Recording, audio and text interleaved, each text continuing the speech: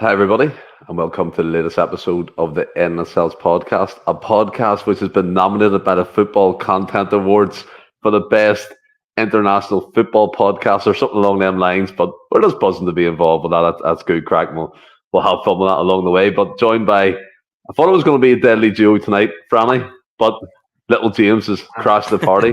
How are you, buddy? All good. I didn't know who you were talking to there. I teed it up for you, Franny, but anyone take it. Go, Franny, you start first. How are you? All good, mate. All good. It's been a while since I've been on, even longer since a Friday. Friday's never really suited me much in that, but it's good to be on and good to be on the Friday, mate. Yeah, good to be on a Friday. I like that one. And James, what about yourself, man? I am the same, man. I've not been on for a wee while either, barring my wee kind of 10-minute appearance last week before my internet decided to chuck it. So I hopefully it'll last the course this week. What happened? Did you not pay the bill, or what was crack? Oh, I don't know, but I ended up having to phone them. It was off pretty much all day Saturday, but I've got a new singing or dancing router or something coming out, so double Dutch to me, man. Fucking megabytes and all that part. Yeah, decent. Jed Thomas is in Strange Love the Doctor, and Craig Young is talking about taking down a Sevco podcast. I don't know what that is about, to be fair. But, Franny, I mean, as people are aware, we're kind of, as the podcast itself, we're running on a bit of a restricted schedule, and people are out for various reasons, and we'll keep trying to keep the show on the road, at least 2 podcasts a week for the foreseeable anyway, until everyone gets back up and running and people are available. But Celtic are back in action. And, Franny, we're playing St Johnstone tomorrow, and the main takeaway I could take before we then did it all was Brendan Rodgers confirming that Carter Vickers will be out with a toe injury that's been bothering him for I don't know how long, and he said he was playing through the pain barrier. Now that obviously leaves the right side of defence up for grabs. You've got Mike Naraki in there, you've got Stephen Welsh, you've got Trusty. I mean, where would you go with it? And also the news about Carter Vickers potentially going to Dortmund without him as well. It's a bit of a scary one. That's where my thought process right now is. I'm hoping the reason he's not involved in more is because it's given him the best opportunity. I mean, it's obviously will be giving him the best opportunity if he's touch and go for Tuesday night. So just taking him out the equation altogether for the more is probably the best way. It's probably sensible. Who comes in? I feel like I might upset James a couple of times tonight with some of the topics, but I don't. Stephen Welsh, no for the more Stephen Welsh will be sound. Like, I don't know what to totally jinx it, but I think he'll be sound domestic. I just think Europe, no so sure. I would trust it again. You're spending $6 million on a guy, you'd expect him to come in and be good enough, but then he's a left-sided centre half, and it's just a weird one. Like, obviously, most centre half pairings are both right footers. I don't know if it's just me, but it's something awkward, I think, when a left footer's playing on the right side of centre half. It just doesn't look right. It just doesn't feel right. So I think that's why I'm sort of feeling not inclined to trust in. But I would honestly, it's not going to happen. But I would go with Naraki.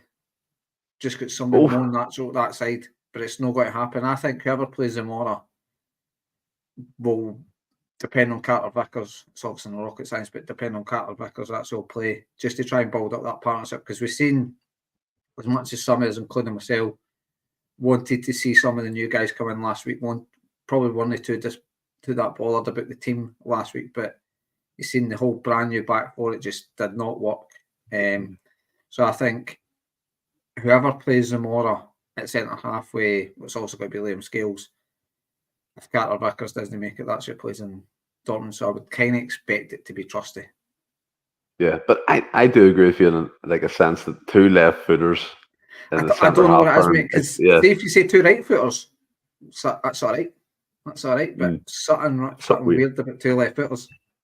Yeah, that to me doesn't sound right, which is why I think that we've seen against Falkirk, he brought Welsh in to play alongside Trusty, right-sided and a left-sided player. Put Trusty left is better, his favourite position, doesn't it?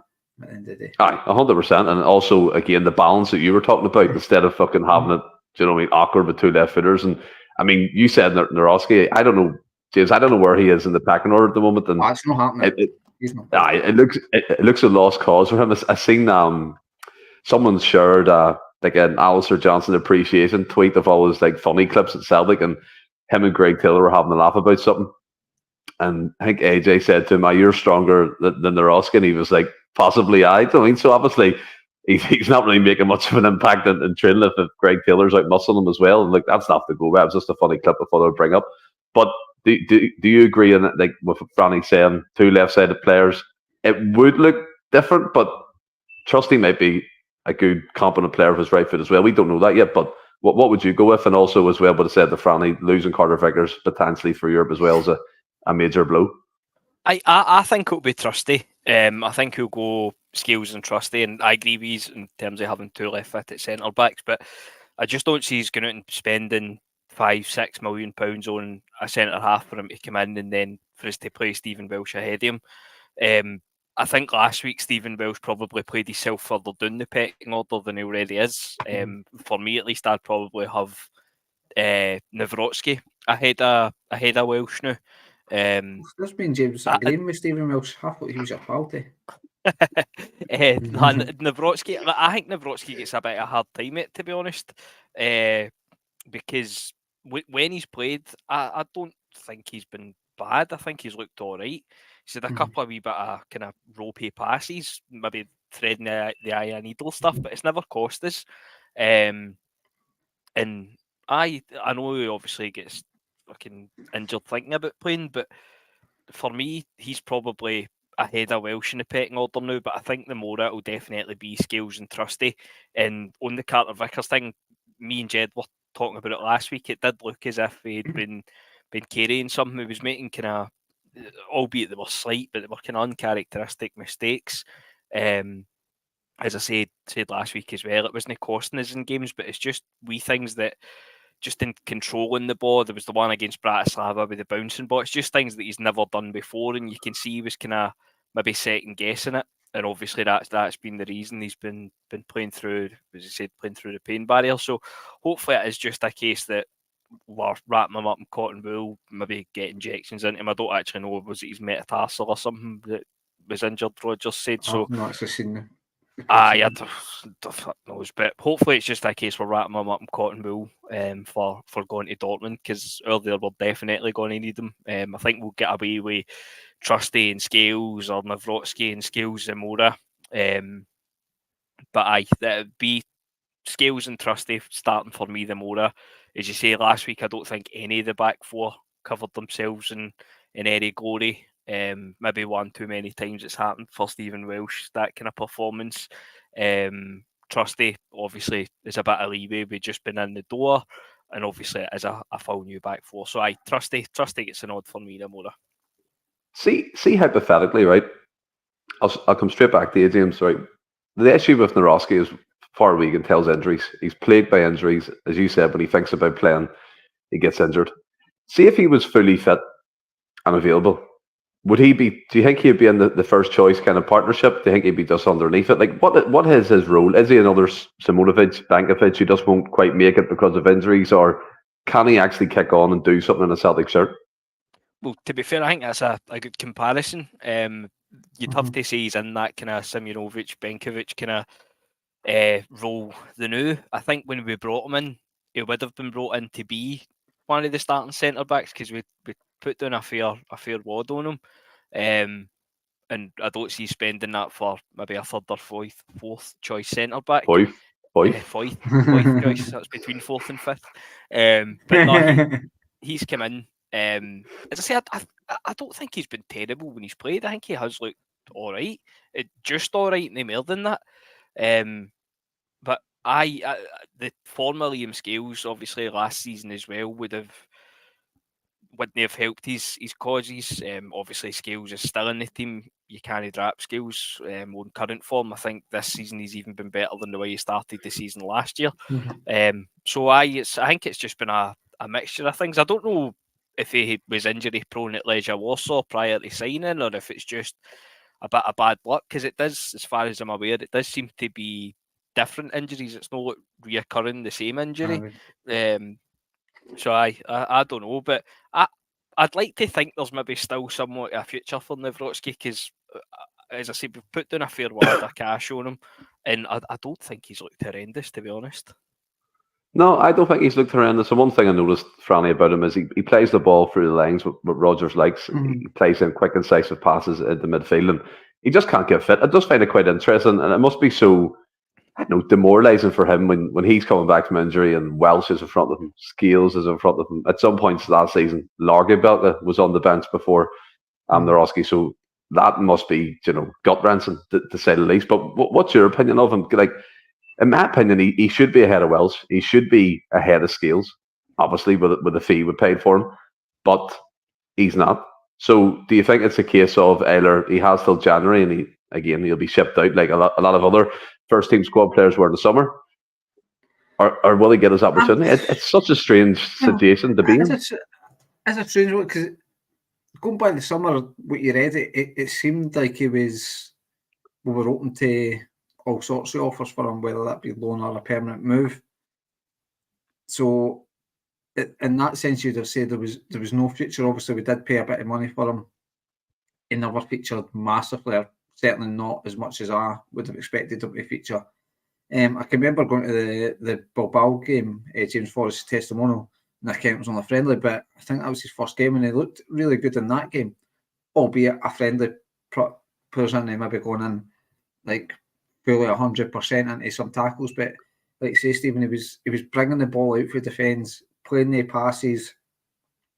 I think he has got a good range of passing, but as a small sort of a sample we have got of the guy, so we don't know what he's like in a prolonged period of games, and that's been a number of things. Obviously, Scales came in out of pure chance, an injury crisis at centre half. Scales came in, obviously with Lagerbielke at the time, and Scales has not really looked back since that time.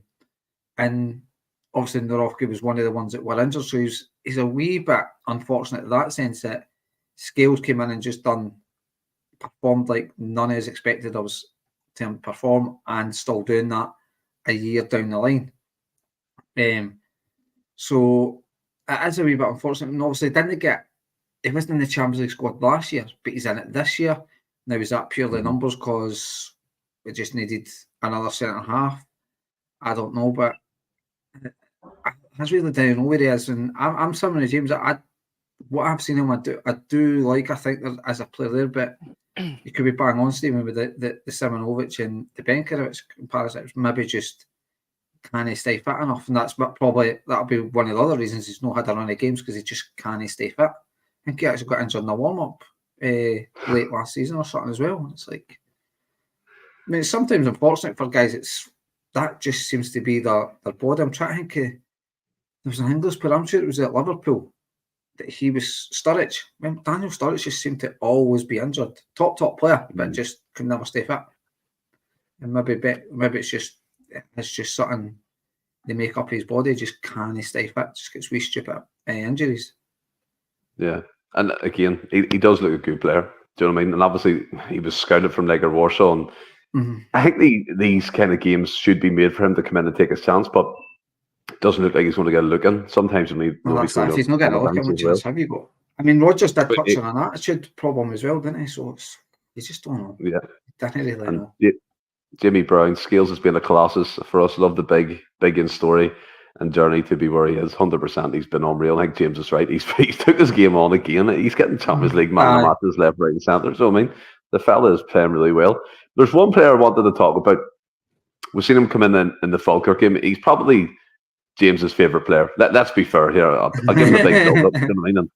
And its stats were all shiny and good last season, albeit the eye test really failed. But there's been a lot of kind of I think so, Franny. But we'll come on to it. There's been a lot of chat online, and I've seen people say that that will be his last appearance at the Celtic shirt. I don't really subscribe to that. I think he'll be on the bench and he'll come on in games. But fuck me, James, that Falkirk game, Louis Palma, mate. Talk to me. What's wrong with him? What we're going to do with him? Never mind the Rocky.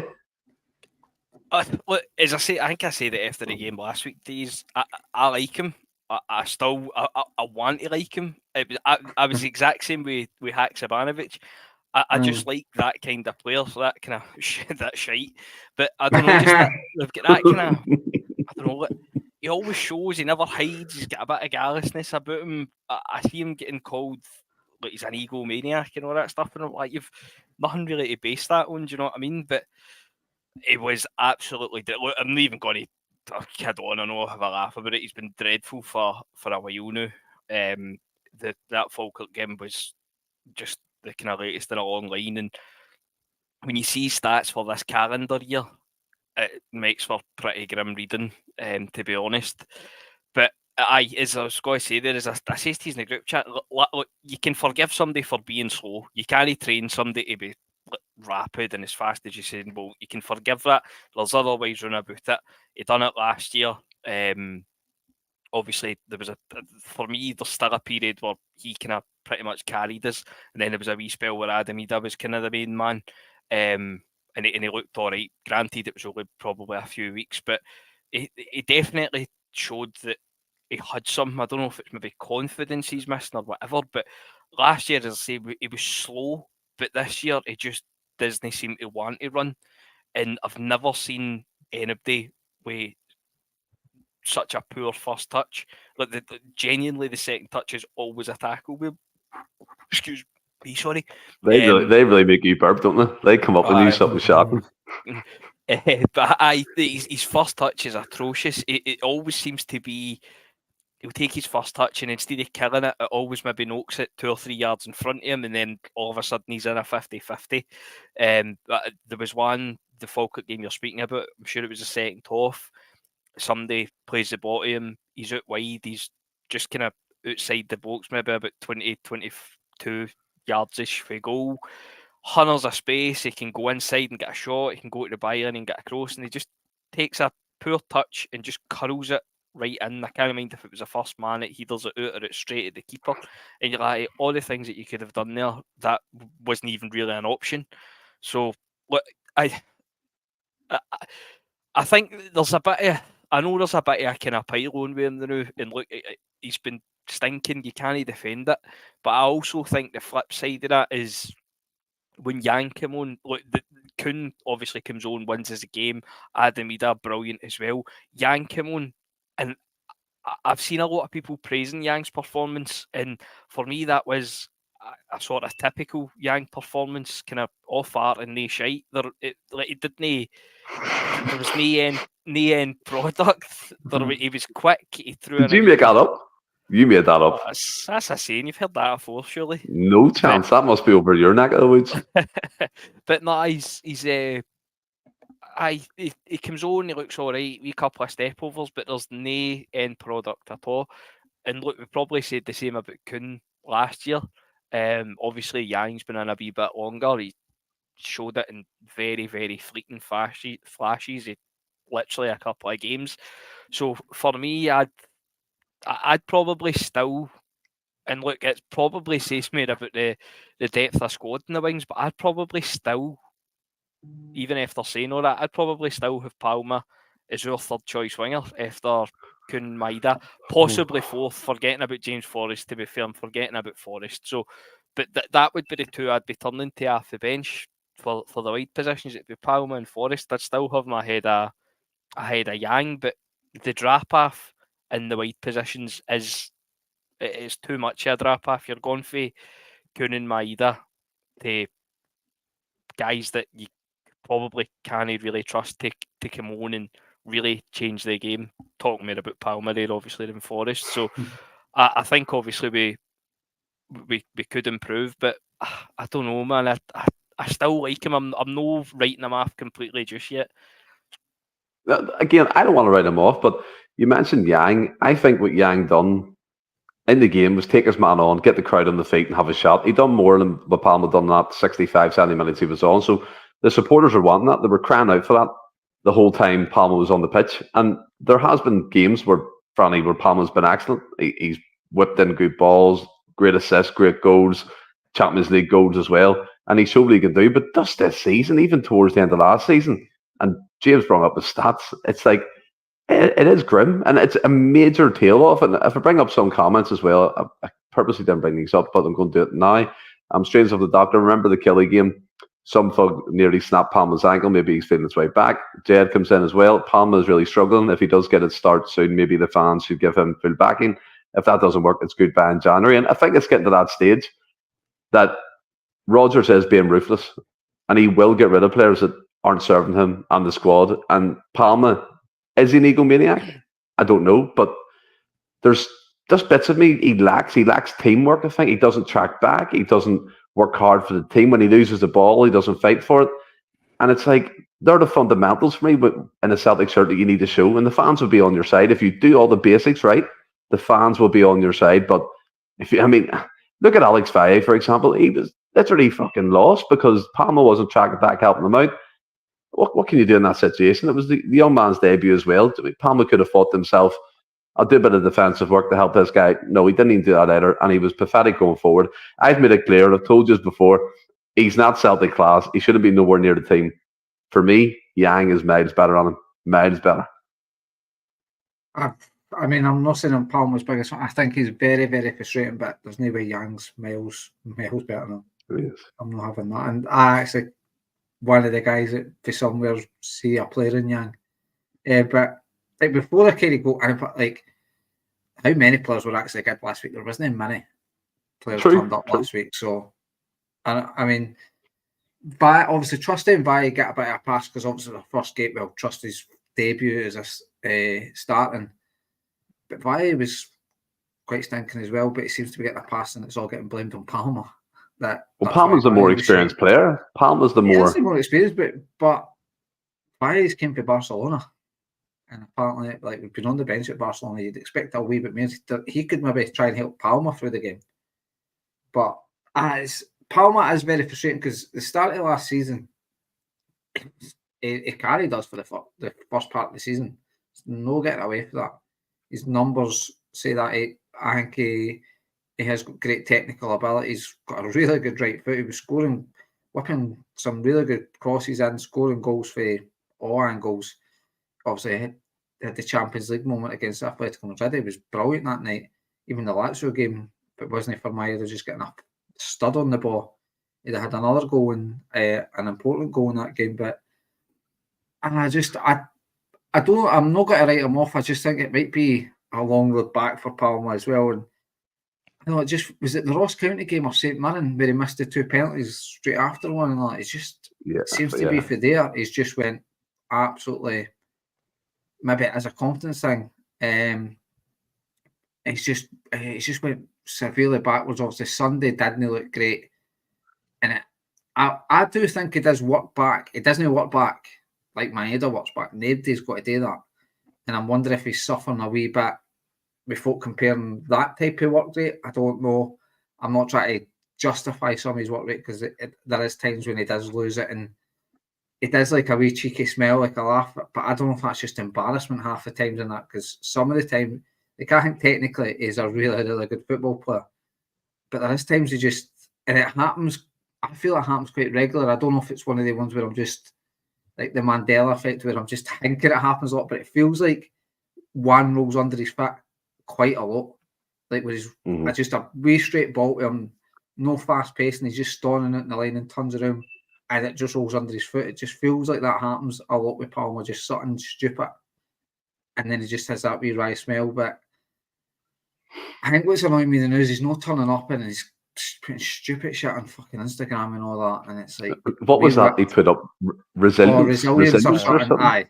Yeah. It was resilience and that. And it's like, we fucking ripped Todd Cantwell for that nonsense, mate. Can't be doing that when you're not turning up. So it's just I wouldn't write him off. I don't think that'll be his last game for Celtic. But again, I think he's got a wee bit back. I think Yang's jumped ahead of him, and it's just unfortunate that Yang has got a bit of confidence where he will just run, and he has got that work rate. So that's what he's kind of got on Palma.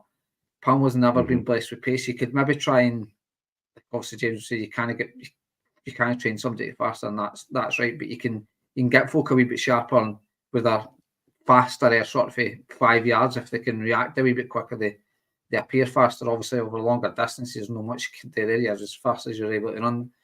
By Palma, he just looks like somebody with no confidence, and just because he's not got that pace, whereas Yang has got the pace where he can maybe just knock it by a boy, and that just sort of gives you a wee bit of confidence because you maybe bet your guy first time round. Whereas Yang, whereas Palma's he's just not doing that. He's not going by his guy. He's not doing something, not doing anything now that you can cling on to and say, I can see you'll get there, just stick to it. But it probably is just get back to proper basics. But it's for me, he's went in the pecking order a wee bit, but I certainly don't think the door's shut on him.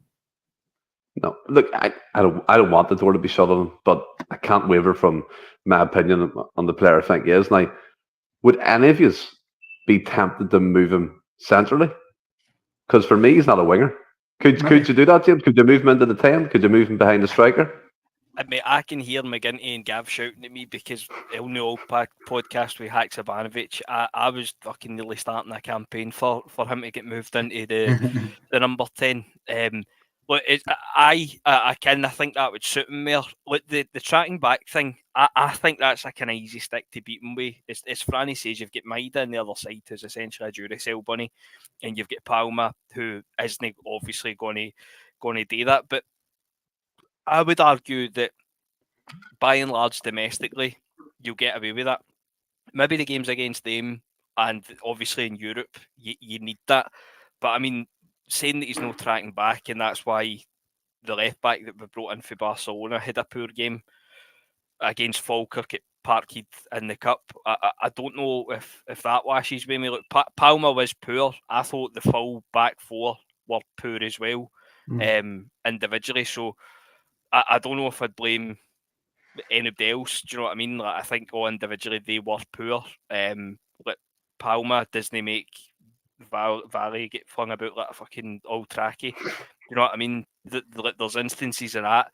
Doesn't help him absolutely in kind of certain instances, but I don't think you can blame Palma for no tracking back. In Europe, against Rangers, it's a stick to beat me, but I wouldn't say against kind of obviously Falkirk at home in the Cup. But I would absolutely like to see him moved into the 10. As I say, I said the exact same thing with Haksabanovic as well. I think they're very, very similar players. But the flip side of moving him into the 10 is you would then need to drop one of McGregor, Hatate, Bernardo, Engels, and I wouldn't be taking any of the four out the team or getting ahead of Ramon on the bench to play Palma in at the 10. So I don't think he's going to get a chance. I would, for mere curiosity than anything else, because we did do it for a wee spell against a wee spell with Haksabanovic in at the 10, and he looked all right. And probably Haksabanovic's best kind of run of form was before he threw his wee hissy fit on social media and get his move away. He was probably playing himself into the team, but I don't think it will happen. And no, absolutely, I wouldn't start him no more. I think he'll probably be on the bench for a few weeks now, to be honest with you.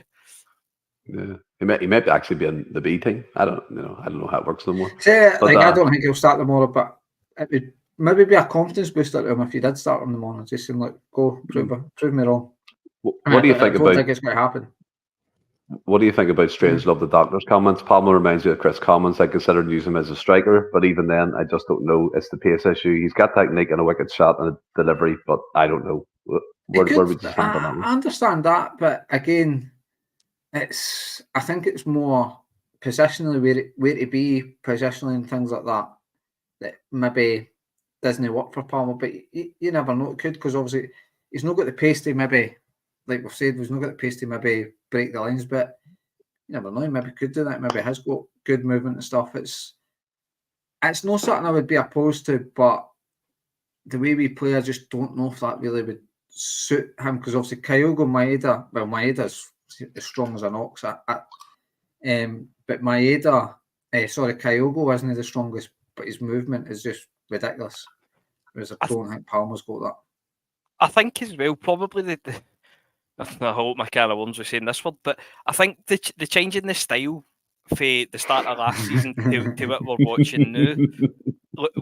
When you think, genuinely though, when you think about it last year, how kind of slow and passive and sideways we were playing, strangely enough, that probably suits Palma better than having to try and get in behind and get to the byline, get cutbacks, and kind of mere Slow quicker, down. basically. Just slow down Pressing game. and Yeah. things like that. So if he can slow it down, then it probably suits him, and that is probably why he did look good.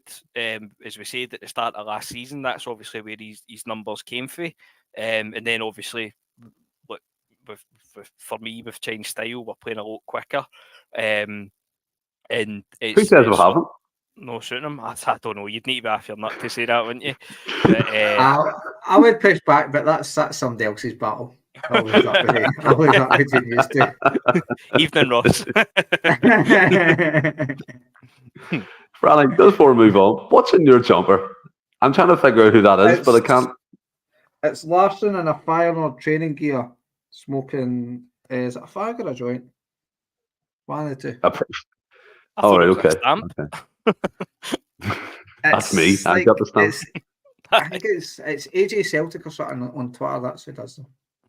Oh, did you get that from that Twitter person in? I actually thought it was Michael Jackson from far away. I don't know why. No, I can see it now. That's why I was trying to figure out in my mind, like, what is that? But yeah, I think I've seen it before as well. Just a quick one. For AJ Celtic, so if he's somehow. There we go. AJ Celtic. Get all your podcast thing. Vote for us. Get merchandise. Whatever you want to do. But everyone in the chat, well, there's some people that's keeping an eye on the scores of our European opponents. Dortmund, I think, drawn 2 each, or 3-2. Yeah, Bruges are losing in the cup, I believe. Just briefly, I know we're going to touch upon this on Monday, obviously more in depth, but that's if we're on the podcast. Hopefully we will be. But Franny, looking at Dortmund, they got hammered by Stuttgart, didn't they? 5-0, I believe. And obviously they've had a touchy game this evening. Like, I don't know the opposition, but again, 3-2 is quite close. But are you confident going to Germany? Can you see Celtic doing something? Like, because people are really getting confident after these. Well, especially the hammering they got off Stuttgart. I'm more confident in Celtic than I'm more than the way Dortmund are playing. It's just domestically. Well, obviously pre-season we were brilliant. Yes, it's pre-season, but then we carried obviously that in domestic form, and we're playing really well. Obviously, guys like Engels and stuff are just like that raises sort of the expectation to get the buy-in a wee bit more when you're doing things like Adam. He just came back and pretty much he's carried on where he left off, and that is once he's got off and running, he's looking the player we had last year. So everything's rosy in the garden at Celtic, and obviously you go into the Bratislava game. The Bratislava might be the poorest team that we've tried to face in that the 8 fixtures. But equally, if you look at their games, we were probably the poorest team they've got to face. So they maybe targeted that game as well. And we were massive favourites. I think like some of the bookies had a 6.71 to win that game, which is mad to think about in a Champions League game. That we were such heavy odds on to win the game. And what I think is pleasing, what's added to the confidence, the fact that we were expected to win that game, but it was in the manner we won the game. We went out and showed that we were a bit like folk have said that Bratislava are a crap team, and they were. I don't like that. I don't like that. I think people really underplay the achievement we got there. We had a cracking game. Well, that's what I was kind of got to say. They might not be the best team, Bratislava, but they came through 4 qualifiers, something that we struggle to do. But then, obviously, as I said, if the other team that everybody said are poor, we proved that then. Like Celtic put in a performance to go, it wasn't just a wee 1 or 2-0 lucky winner and then like that. It was, we absolutely battered them and said, right, well, you all think they're poor, we'll go and prove that they're poor then. And I think that's what gave guys confidence. We showed that they were a poor team, and we showed how good we are. And obviously, Dortmund looked like, I've not watched any of the games, but they look like they're shipping goals domestically. So you don't know if you can. I think we'll get chances. It's just at that level. what we got up, obviously, as we touched on earlier, if Carter Vickers is out, that's obviously massive. It's I am confident, Stephen, but it's more down to how we're playing and just everything's just the mood seems great now round about the club. Yeah, it does, and I think that feeds into the confidence. Usually, get into these games as well would be very trepidatious, very cautious. See, the mad thing is as well, like quite the weird, and I've noticed it with a lot of folk. It's like the next two games are obviously against Dortmund and Atalanta away. We come away for them with 0 points. I think folk would kind of accept that because it's what you'd sort of expect. And I think that's what's giving folk confidence as well, because it's like, well, there's not got to be a massive penalty. We've picked up 3 points where we thought we'd pick up 3 points. It's obviously not a free hit on Tuesday, but in the Atalanta game, that's obviously not a free hit, but it's like maybe the players will not be going, well, it doesn't matter if we didn't win, but they may be sensing some of the fans' attitude and going, well, we bit of pressure off here in that, because if we can maybe pick something up, even if we got a point over the 2 games, I think that'd be brilliant. Yeah, so do I. And again, it's setting realistic expectations. Do I expect us to win? Probably not, but anything's a bonus after that. But Grant come in earlier, let us know that Cliftonville are 1-0 up. I think they're playing Larne, but the Larne manager, Tiernan Lynch, might be the new St Johnstone manager. So watch that space. I know there's a lot of interest in him after Scott Brown rejected St Johnstone twice. But James, on to yourself, I mean, there is a lot of optimism. I want to go back to a comment that's seen by this guy here. I've seen Dortmund games this season. They are rapid going forward, but not clinical. And they've lost Hummels and Maatsen. Their defence is all over the place. I think we will get chances. Do you subscribe to the kind of flow and confidence going over to Germany at this precise moment? Mate, honestly, if we played Auchinleck Talbot away from him and we were playing with a ball that had stars on it, I don't think I'd fancy us. There's just, I think I'm just trained to get away from him in Europe that we'll get bet. But look, Dortmund's an interesting one because, like that comment was saying there, I feel as if that's my default setting with Borussia Dortmund, that they're poor at the back. I mind when Rangers played them, new people that was going to playing 5, 7s, whatever it was with them, and that was what I said. I'm like, look, they've got good players going forward, but it's not that they're poor defending, it's that they don't really bother, or certainly they didn't at that point. They didn't bother defending. So I think we will get chances. Who's their manager now? Can't even remember. Oh, you know? Nuri Sahin. So it is, aye, because the sacked the wee guy. The Turkish, well, he's played with German, but he's Turkish, isn't he? Aye. But no, he was class in football manager, man. Aye, he was brilliant for a spell. Did he play with Liverpool? If I made that up? Yep, and he didn't like Rodgers. He did go to Liverpool, because he went to. They all got to Real Madrid as well. Aye, he was at Madrid. He's been about. Aye. But no, look, I think we'll get chances. I also think we'll gear up chances. So I don't think we'll get anything for the next 2 games, but it's also not the end of the world. The home games are of the kind of what will make us or break us in this kind of group of fixtures that we've got. So I think because Dortmund's a weird, I know, because it's no obviously it's no the kind of like your Madrid level club or Barcelona where you would absolutely just write it off 100%. I think it's just more the stadium that you feel in it and the kind of atmosphere that everybody talks about. And obviously we've not played them for a while at least anyway. So I don't expect anything for it, but I think it could, if we play the way we've been playing, then it could be a good watch at least for the neutral. At least if we're not behind the couch. a bit like the Zag gone totally way off topic and stealing topics for the future. But I think Zagreb away is one we should be targeting to try and get a win. Yeah, you totally took the thunder out of my joke. I was going to say there's literally no point in me saying that's why I was laughing. I felt like Rodgers. Ever seen he says a joke, he chuckles to himself and then he says it out loud. That's what I was doing there, but it's fucking gone now, Franny wee dick. No, but I totally agree. It's coming for you. There's no chance. Listen, mate, Champions League now. Willie said it. I'm taking it 100%. No, remember 100%. I spent a weekend with you. Remember you were over here like literally kissing the blinds and touching them up and down. It was mental. It just turned out that I just seem to like looking at the blinds a lot instead of just opening them. So random.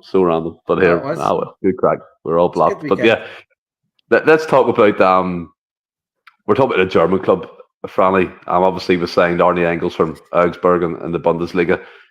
Again, we know it's a slow news week when Celtic aren't really playing. There's not much to talk about. But Cal McGregor said that in his press conference, he knew straight away that Arne Engels was a player. And I've seen it again. This is another thing.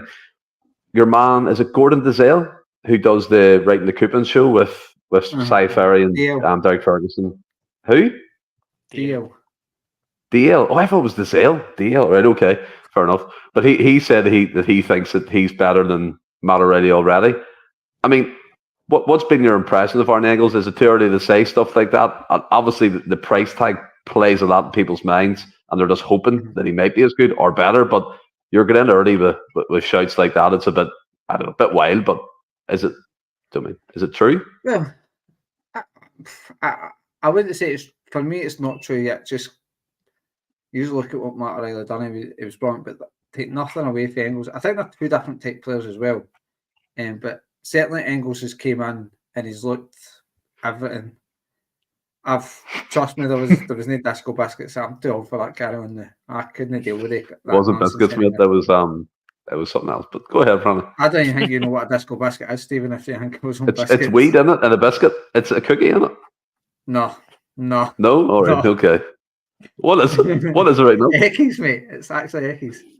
Fuck off. How can you class that as a disco biscuit? It's about this size. It's running than that. All right, okay. I don't know. I've never seen it. So that was in yesterday. Oh, aye.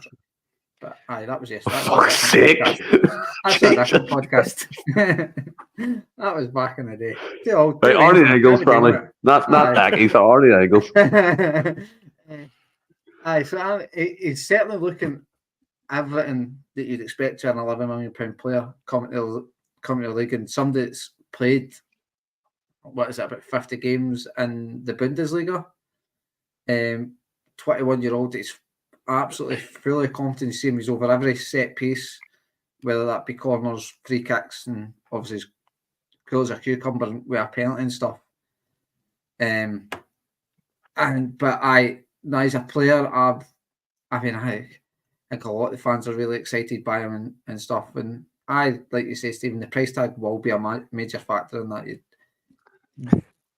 But I just don't want folk getting hung up on the price tag, saying, like, he could be riding a wee bit of a wave than now, just being at the club and stuff. And he might take a wee dip in form. Hopefully not. But I just hope when he doesn't have the good games, which inevitably probably will, like, he is 21 at the end of the day, will have some bad games. Like, I just hope folk don't expect him just to play and turn up and we win. Like, we can't just expect a 21-year-old just to be the main man. But certainly, I think what we've seen so far, it looks like we've got a real proper player. Like, it just looks athletic and everything. It just looks how you would describe a sort of a midfield player. He's got that sort of athleticism about him. He's tall. By the way, I don't know, like, how I was £2 when I was buying them. So I probably could feed a family. Hopefully the cops don't listen to this, like, but fuck. I sat night out in London fucked up now, innit? That award nomination's getting well revoked. You could see for a brief moment after Franny said that, you could just tell his mind was wandering back to all these flashbacks, and he lost his train of thought for like a minute there. Many a good nights, but just dancing and drinking beer, mate. That's all we do. Arne Engels, I think we've got a proper plan. And I think that's what Rodgers is trying to do now, is kind of sign. Obviously, every signing's not got to be 11 million, but I think that's that type of profile, I think, is where he's wanting to be bringing in players now. And it obviously gets the buy-in for the fans. And it just shows that, yeah, we maybe can sign guys for the top 5 leagues in Europe. Probably not necessarily starters for Borussia Dortmund and your Bayern Munich's and maybe your Juventus's, but if you start coming lower down the table, there's probably players in there. All probably more so of Engels' age, where it's 2021. I don't think you're maybe got to get established players at that sort of level. You're just maybe got to have to steal a march on some of these teams, and it might mean you might need to pay a wee bit over the odds. I'm not saying that's what happened with Engels, but you maybe just need to pay a wee bit extra to try and prize them away and stuff like that. But certainly somebody that I'm excited about, Stephen. I think we need to just joy him while he's here. That's my worry. Yeah, he definitely has a high ceiling. I can see that very early on. I think, what was it Simon Ferry said? James loves Simon Ferry. When he was at the stadium, he was. I didn't mean Simon Ferry. I know he can shift, he can move, he's quick, he's athletic, and I think for once, James, you can finally say this is a Rodgers signing. Out of all of them, I think Arnie Engels is definitely the one he picked and was like, that's the guy we need. £11 million. He scored 2 penalty kicks. I think he's assisted a few goals, and he's just an all-round midfielder. The Matt O'Reilly chat, I think, is a bit premature, but I do understand where people are coming from because we want to be excited about him. We want to, as Franny said, when he's in the team, we can't expect to win all the time, but it will be exciting watching him develop at the club. And he seems to have his head switched on. And Rodgers talks about characters. And in the very first press conference Arnie Engels gave, how many questions did he have to field about moving on to a different club, about a stepping stone? And he just batted it away like it was nothing. Very Matt O'Reilly-esque, just head switched on. He knows where he wants to be. He knows what he wants to achieve. And that bodes well for Celtic in the future. And like Franny said, it might be a case of enjoying while he's here, but you can definitely see it. His ceiling, it is really high. I definitely. Look, I think the biggest compliment that you can pay to him is that we haven't really missed Matt O'Reilly. Obviously, since he's left, it's been pretty seamless. And look, I think as well, I know you're saying he was a Rodgers signing, and I think he was, but I think pretty much every signing we made fitted that mould. I think there was a definite change in strategy in the transfer window. Just going by, granted, we left it very, very late in the day to do it, but at the end of the day, we did get it done. And look, I mean, we were sitting on here saying that we need to go out and spend money to replace these players. When we sell them on for big money, we can't be in the bargain basement rummaging about for a couple of £1 million players and things like that. And look, I get that you need day players as well, but you've brought in 35 million for O'Reilly, and then went out and you've spent a third of that on Engels. He's come in, it's been seamless. If he keeps it up, he'll probably go for more than what we sold Matt O'Reilly for, based on his previous pedigree and obviously the transfer fee that we've paid for him. So, look, more often than not, and I know there's wee outliers like Barkas and Ageti that people will always get back to, but more often than not in the transfer market, you will get what you pay for. So, look, Adam Ida, he came in, he didn't look fit for me in the first few weeks. I think he's getting better with pretty much every minute that passes in games. He's looking sharper. He's getting back to the levels that he showed last season. Obviously, at the weekend there, that will not have harmed his confidence at all. But in terms of Engels, it's a weird thing. I think it's just such a Scottish media thing. We've brought this guy in. He's literally just in the door for the Bundesliga. It's somewhat a coup that he's came to Celtic. Obviously, coming for the Bundesliga as opposed to being the other way about. He's played games in the Bundesliga. He's managing the Bundesliga. I was raving about him. We went out and broke our transfer record on him. Then he's in the door a couple of weeks and we've already got him sold down south. And right, play the game, man. But his ceiling is massive. For me, he's got a higher ceiling than O'Reilly. I know it was only Falkirk at the weekend they're in the Championship. Falkirk probably gave most of the at least bottom 6 teams in the league a decent run for their money. But when he came on at the weekend, I know, was he 20 or 21? And he just looked head and shoulders above anybody else he was up against. Fucking give me that stupid, and then just doing what he wanted to do. And long may it last, man. Long may it last. He looks. As I said, I think the biggest compliment you can pay him is that you don't notice that O'Reilly isn't there, to be honest. He's been totally seamless since he's come in. See just to kind of piggyback off James as well with the media. Like, did you see I think it was one of his first interviews. I don't even know if Engels had played a game at this point. I'm going to say he didn't. But one of the questions he got asked, now, we're forever slating, well, I say I mean, like Scotland is forever, we're forever saying that we didn't get a great TV deal and all that nonsense. And then I would say, well, especially yourself, Stephen, you big up the Scottish game at times and stuff. You accept it for what it is, and I'm the same. Yeah. I accept the Scottish League for what it is and stuff. But like, I don't think it helps when we shoot the league down. And one of the guys in the media, I don't know who it was, but said, what made you come to the Scottish League? Do you know, I think it's a step back in that. And you're like, this is a guy in the Scottish media actually shooting down the league. You're like, what are you playing at here, mate? But and it'll be the same guy that'll sit and moan at Neil Doncaster for not getting a good sponsorship deal. And you're like, mate, you're ripping. You're sitting saying the league. Literally took the words out of my mouth. That's what I was going to say. They'll be the first to complain. You must need to fucking fail an exam to get a job as a journalist in Scotland, man, honestly. It's just madness. It's unbelievable. I never heard that question. That's like self-sabotage, isn't it? That is mental. It's what made you leave like the Bundesliga to come to Scotland, and is that like a step backwards in your career? And you're like, yeah, mate, what are you doing here? What a question to ask. That's insane. I don't think we need to guess what team the boys supported. Oh, mate, Partick Thistle. I don't know. Probably, aye. Every referee supports Partick Thistle. It's mad. Look, we've spoke about it as well. I mean, look, I've seen them a few times, and obviously I've seen them against us. That boy Connor Barron. I mean, that couldn't have picked him out in a lineup prior to him signing for them. I know he didn't play every game for Aberdeen last year, and then watching him at Parkhead against us, he was honking. But fucking hell, he's a ball here away for getting called up for Brazil. He must have a Brazilian granny or something if you read the media. But we've brought in Arnie Engels for 11 million. It's hard to get on running, been excellent, but we're selling him the more. Do you know what I mean? It's there's obviously a difference somewhere. Do you think as well, like, you mentioned the transfer fee and obviously 11 million and 9 million, 6 million, whatever it was, Ida Trustee as well included in that. Can Celtic go back to status quo? Or is this the norm now, where we're expected now to hit them figures every window from here on out? Because it'd be a bit weird if we went into January and we were back to £2 to £3 million signings. And I don't think Rodgers would be particularly infused by that. Has he set a, now I'm going to butcher this word, precedent? Has he set a precedent going forward that, I've got it right, haven't I? Like, the fee has to be higher now? Is that where we're at as a club?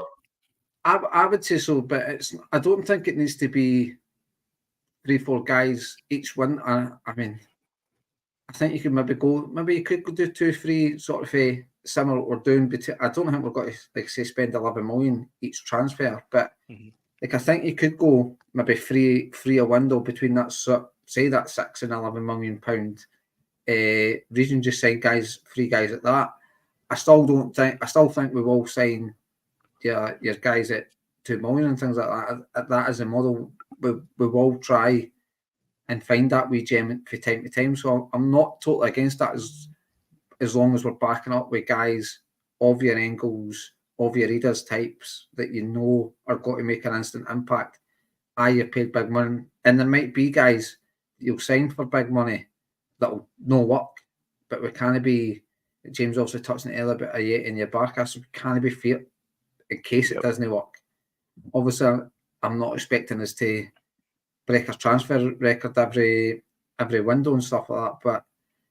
But I think whilst Rodgers is here, I don't think this can't just be a one-off spending this. Like I say, I'm not expecting £11 million players every window, but I think it needs to be in that upper bracket, the sort of £6 million plus, I feel like. But there will be your Gamble, there will be your Rio Tatis and your Matt O'Reillys out there.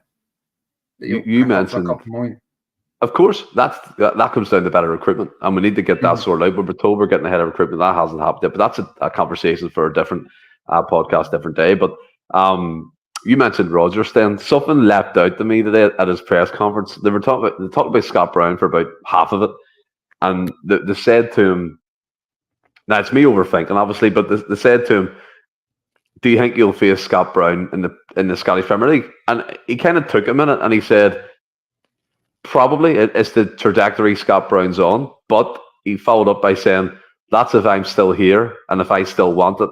Now that's again, that's me way overanalyzing a situation in that aspect of things, but it's just weird that you said about Rodgers staying and then him saying that. But James is fucked off and I'm going to ask you a question. No, I'm still here. The Leicester job's coming up for He's fell off his chair. I'm in my fridge. The Leicester job's coming up for grabs if that's what you're going Are to you ask. getting your suit measured? Are you getting the suit done? No, but I don't know if you've seen that, James. Did you see the press conference today? No, I've not seen it yet. No, I've not seen it. Aye, so it's me overthinking, and that's grand. But in regards to the transfer fees, do you think it's the norm now?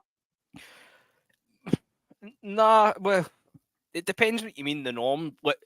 Should we, if we sell a big player on, then we should be going out and spending to replace him. I think we've all thought that for a few years, and it's never really happened. But look, I mean, every player I know we signed Trusty as well for a few million, but there was guys like Luke McCowan and things like other players like that. I mean, Kuhn even last January. I mean, these weren't the like mega money signings, and they've come in. Obviously, Kuhn's come right on to a game now. Luke McCowan hopefully will be a kind of steady Eddie type signing. But I think if there's a glaring weak spot in the team, left back, then we should be going out and dropping the cash on it. But whilst we're solid, then you're just really adding to the squad. Like, as I said in the summer window there as well, I would have liked us to sign another right back. I just don't rate Tony Ralston, to be honest with you. But I think we'd go out and spend 10-15 million pound in a right back while Alistair Johnson's there. No chance. So you're probably looking in the kind of 2-3-4 million pound range, probably. So I don't think it will be the norm, but I don't think we should be frightened to dip our toe in and do it.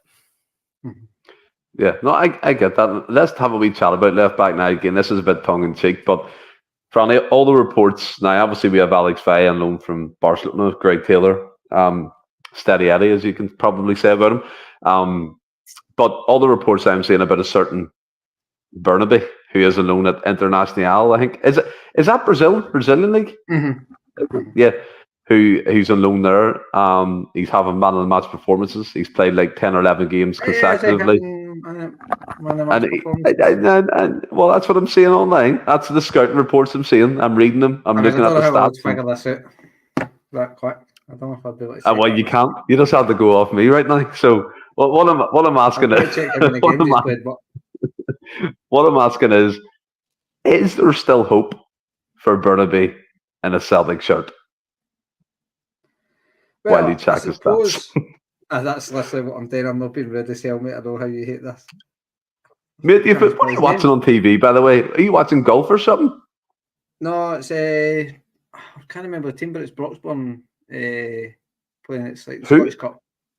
Oh, Scottish Cup. Team for like close by, but it's also a junior team. So once he starts, 2 seconds. Oh, he's played 12 games. You lucky gate, mate. You lucky gate. You gambled at that. You gambled at 11. I can tell you gambled there. I'm following him every game I'm watching. It's incredible. Desperate for me to work out. Look, if Burnaby comes back and as a player, then great. I mean, if Kuhn showed me anything, I am no writing off a player again because I wrote off Kuhn quite quickly. And look up now, his first name in the team sheet probably. And he's absolutely flying. He's shown why he was at the teams he was at. Yeah, he didn't break through at the teams. Being Bayern Munich and Ajax, but he showed why he was there. But again, Burnaby, disciplinary issues, like missing the team bus, he was missing team meetings and stuff. Obviously, had the drink driving issue. I think it's just that South American thing, isn't it? I mean, even that's such a brush to paint them with, isn't it? But it is, but they're all nutters, man. They're all just mental. They all just seem mental. I mean, look at Morelos for a kick-off. Guy's a rocket. An absolute rocket.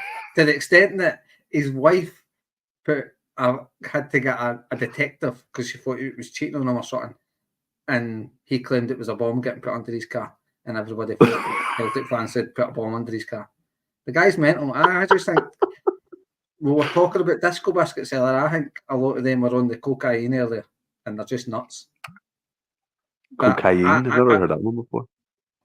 I do not see a future for Burnaby at Celtic. But he may prove us wrong. but I very, very much doubt it. Well, I think his loan it finishes on January. I think he'd be back. I think January, the way their season there's a kind of sort of falls. January, isn't it? Yeah, Strange Love. I don't think Brendan rates with Alexandro, but that doesn't mean he's a bad player. Look at Iwata. I thought he was the best number 6 of the club, and yeah, that's actually pretty true. Iwata's went on and scored 2 goals in 2 games for I don't Birmingham. dislike Iwata. I really don't dislike don't- Iwata, and I did see something in him, but to totally flip it, it's League One. Well, we got Matt already. We got Matt already from League One. I know, but and you can't say that then. No, but we're talking about trying to sign a different model where we're like guys like Engels were getting for the Bundesliga. Imagine if we go our next signing is for fucking League One in England for a couple That's a of fair point. That's a fair point. What the fuck's going on? But I think the likes of Wiz League One. League One Wiz. Oh my god, that was class. That story. League One Wiz. That's so class. I mean, if you look at it as well, like I think Birmingham, they're paying. They pay like £10 million for a player in the summer. It's crazy money for the transfer record for League One. They not got. I was going to say Todd Bowley. It's Tom Brady, isn't it? Tom Brady. Yep, the pitcher guy, whatever he done, quarterback. Pitcher guy. Pitcher guy. Total rank sport and everything. Who's a pitcher? That's baseball, isn't it? Aye, he's not a baseball player. Yeah. I mean, I'm not massive in American sports. Fucking Tom Brady wasn't a baseball player. Literally, probably the most famous quarterback to play the game. Apart from didn't they correct myself saying quarterback? I corrected myself, so it's fine. We all make mistakes. But James, playing rounders out of the park. What about Burnaby? Take a deep inhale of your water there. What was saying about Burnaby? Pish. No, fuck, you can't end that segment really quick. You think there's really no future with him at Celtic? No chance. We've seen him. No, there isn't. Here's one for you. Right, no. Here's one. Be right, Stephen. I am going to be right. 1,000,000%. Alexander Burnaby, first team starter next Christmas. There we go. I changed it from 2 years ago. Now it's going to be 2 years' time. But why is it so hard then for Celtic to get a better left back than Greg Taylor? You mentioned it on a daily basis. Why do you think it's... Greg Taylor's just not as bad as we all think he is. Because Kieran Taylor's coming in. I'm convinced by the way, fuck off. Well, there was strong rumours he was coming in the summer. That it was between us and Bournemouth, wasn't it? And then obviously the injury. And Willie obviously put a throwaway comment on. I say a throwaway comment. Obviously, we knew he was away over in Germany and he'd done like a wee tour and he was down at the training ground, and probably it was a wee throwaway comment he actually said to Tierney and said, "Oh, you come back to Celtic," and Tierney said, maybe we'll see. And he just, again, Tierney, you don't, how much can you take into that comment for Tierney? But maybe there was some truth in it. I don't know. I've said it for ages. Every left back that we were linked with, even going back last January, the Portuguese guy, I'm sure they were all linked on loan, and it's the only position that we've been linked with loan players with, and I don't think it's by coincidence. So I just think it's going to be Tierney. Look, the Tierney thing. Tierney's a better left back than Greg Taylor, but Greg Taylor's 100% more reliable. I'm probably guilty of myself. Greg Taylor gets a hard time. I said what I said earlier as a kind of throwaway for a wee laugh, but I'd like Greg Taylor to sign a new deal, but I'd also like to see sign another left back to push him on. I know we've got this guy in for Barcelona, but as I say, it is a loan, so whether it is Kieran Tierney that's coming in, which I don't know. I think it will happen. I feel as if it's fairly inevitable. I think that's who our next left back will be next summer. Is he out of contract next summer, or can we get him? I think this is last year, mate. I think he probably would have been in this summer had it not been for his injury at the Euros. But that's the Tierney conversation is probably for another day, whether you dare or no. But I think that is what the long-term plan is. No, I can see it. I can understand it as well, because But I think you would really need to tie Greg Taylor down as well.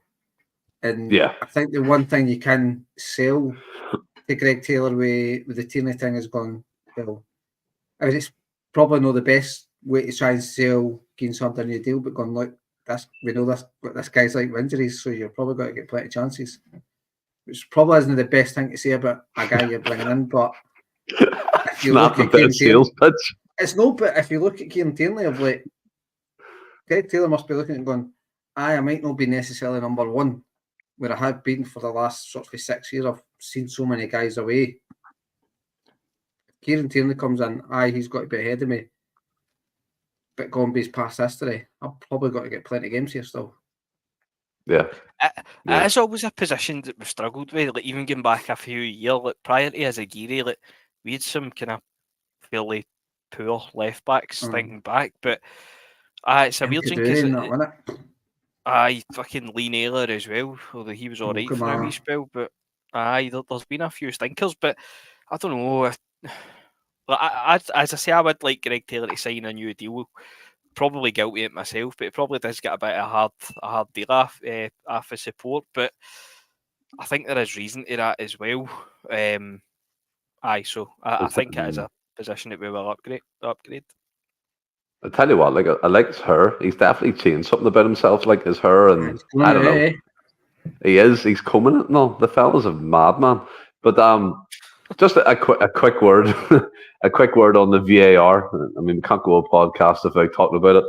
John Moss, who was brought in as the VAR manager under Willie Collum, has decided after 2 hours and 26 minutes that he's going to leave his post for a life-changing opportunity. I don't know where it is, another national association apparently. But I've seen people saying that's quite worrying. Franny, would you go along the lines of it? Maybe he's seen something he doesn't like, or are we reading too much into that as in thinking about he's not happy with practices, or maybe we're just being paranoid, as people call us? I'm just surprised somebody stayed less time in a job than fucking Don Mackay did. Well, yeah, that's true. But I don't know if I would only be worried, Stephen, if it comes out why he's left. Obviously, it said he's moved to another association abroad. I'm trying to remember what McGinty said, but he forgot that England, Wales, and Northern Ireland won the abroad. But for me, I put it in the chat. I think I would not be surprised if it comes out that he's away to Saudi or something to do some sort of similar role. When they're saying things like, again, probably reading too much into it, but they're saying things like it's a once in a lifetime opportunity and things like that, which suggests it's just silly money again. So if it comes out that he's away to like somewhere like Saudi or away over like the Middle East or even maybe possibly America, where he's probably got to get plenty of coin, then I would not be worried. Outside of that, I suppose we would just need to, before I can sort of pass proper judgment whether it's something I should be worried about or not, I would need to know the reasons. Certainly, what has he been here a month? It doesn't look great. Doesn't say a lot for a game, but it's not like he's just left. He's went to another job.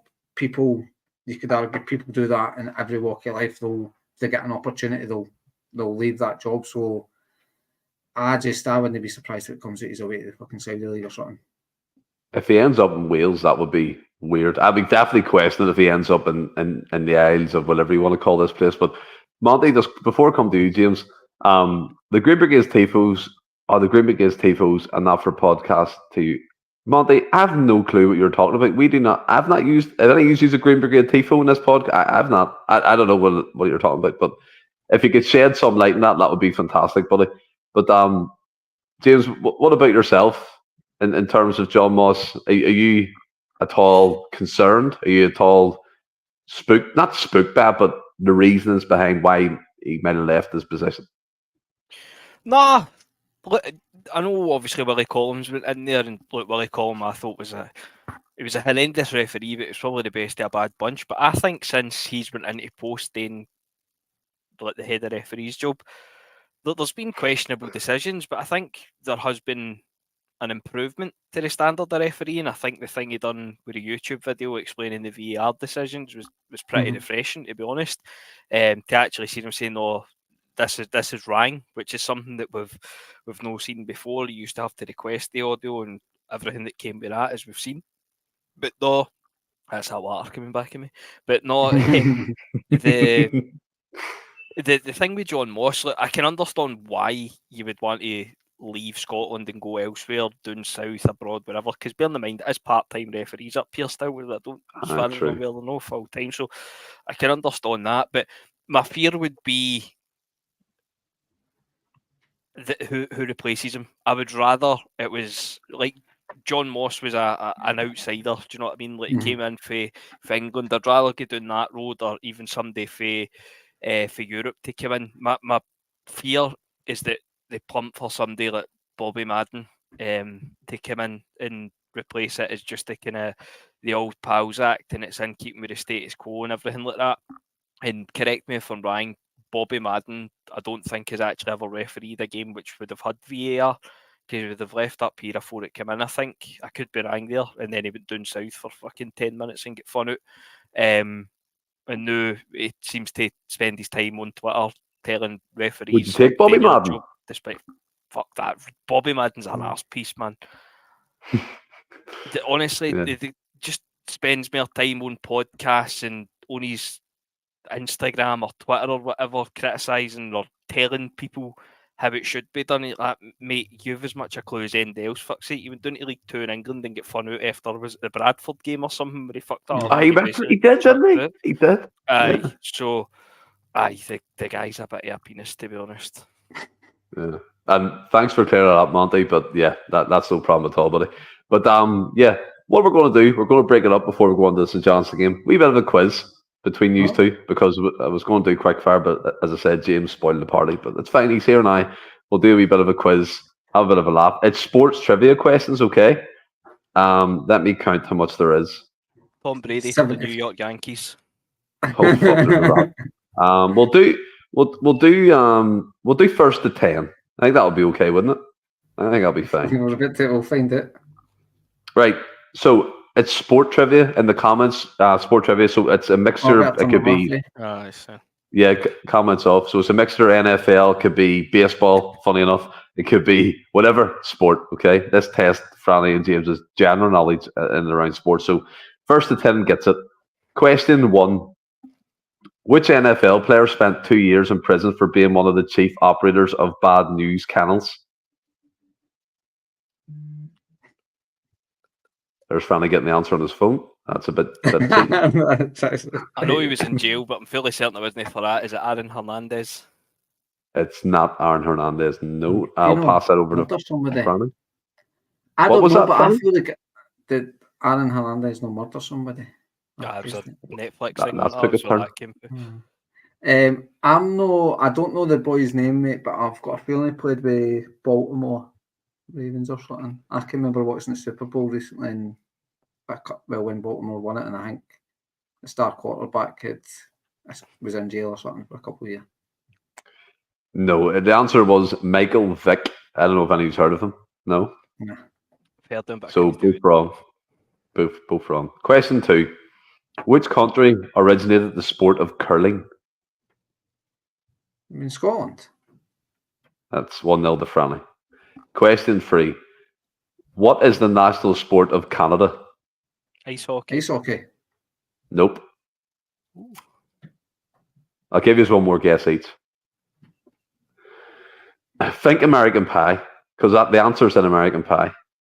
Oh, lacrosse.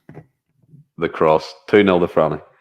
Question 4. I've never went there, but give you the assist. I feel like Nicholas Kuhn and you were Adamita does banging out in the back of the net.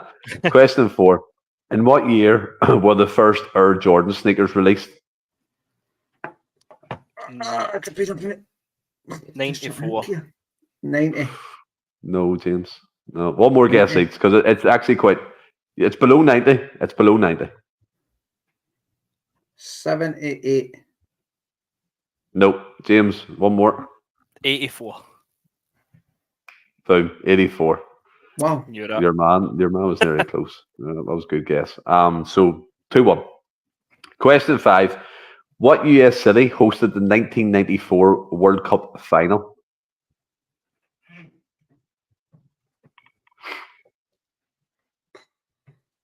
Washington. Nope, it's over to you, James. What? Actually, no, I'll give it away. That was too much of a clue. Ah, fucking hell. At least let him guess it first. I didn't get any clue. Miami. You got a clue. No. Right, one more guess each. So think Big Bang Theory. New York. What? I No. don't know. Franny, over to Big you. Bang Theory's pish, I know. I fucking think the Big Bang Theory shite, so I've not got a fucking clue.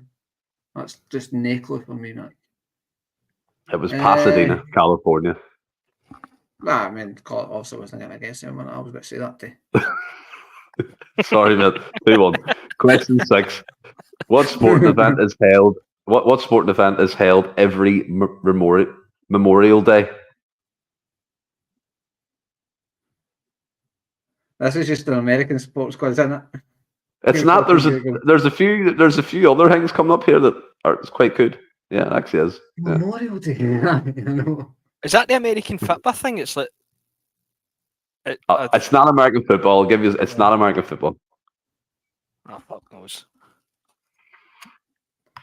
I went there too. It could be fucking anything the way the Yanks, man. They're just nuts. Baseball then. No, the Indy 500. Question 7. So it's 2-1. Question 7. 2-1 to Franny. Which athlete has won the most Olympic medals? Michael Phelps. 2 each. James, nice one. Mate, do not. And see the mad thing is, he actually said his full name. Quicker than he said Michael Phelps. No chance. He was talking about Barry Phelps. Barry Phelps, Lewis Phelps. Right. Question 8. What is the national sport of Japan? Sumo wrestling. 3-2 to James. Whoa. And again, in the comments, this is up to 10, and then we'll go back to Celtic chat. Right. Fucking be putting a Christmas tree up by the time we get to 10. Man. Question 9. Where is the largest bowling centre located? Las Vegas. America. No. I'll give you one more guess each. It's not in America. Fuck knows. Qatar. No. Franny? Holland. No, it's Japan. 2 Japan answers in a row. I didn't say Poland anyway. I said Holland, but it doesn't matter. Still 3-2 to James. Question 10. What is the signature food dish served at Wimbledon? Strawberries and cream. Strawberries and cream. 4-2 to James. Oh, yeah, fucking top fish. Question. This is quite funny actually. Question 11. Which NFL quarterback has thrown the most touchdowns? Tom Brady. 5-2. Oh, Franny, where were you? You gave me grief, didn't you? And you folded like a deck chair. I thought it was too obvious. You folded like a deck chair. I thought it was too obvious. Question 12. Who is the all-time leading NBA scorer? That's basketball for anyone who doesn't know. LeBron James. 6-2 to James. I thought it was somebody else. Question 13. The first sport invented was what? Wrestling. Yes. Have you found the link to the page I'm on? I feel like you're on this. No, I honestly haven't. I was thinking of fucking old Olympic sports. 7-2. Right. 7-2. You, Franny, what's happened to you here? Wow. Right. How long is a marathon? 26 mile. Yeah, there you go. 7-3. Question 15. What is Muhammad Ali's real name? Cassius Clay. This is Clay. 8-3 to James. Is my cousin Cassius Clay? Is my cousin Muhammad? Jimmy Brown says you've got brain fog after the disco biscuits. Question 16. Which country has the most Olympic medals in swimming? America. Fuck off, James. Get the link closed on your computer right now. Kelsey's got about 20 Aye, of them. I was going to say. 8-3. Barry Phelps and all that Franny say there. Question 17. In bowling, 3 strikes in a row is called... Bowling. A turkey. Franny's head's gone. He's not even in it. 9-3. Right. Question 18. Bruce Lee was famous in what sport? Karate. By the way, hold on. Ross, I do know, but Franny's tanking, so just give him it. I give him the 26. So that... Could have said it was very long and it'd have got a point, fuck's sake. Malty comes in saying, oh shit, shagging. No. Kung Fu? It's not actually Kung Fu. Did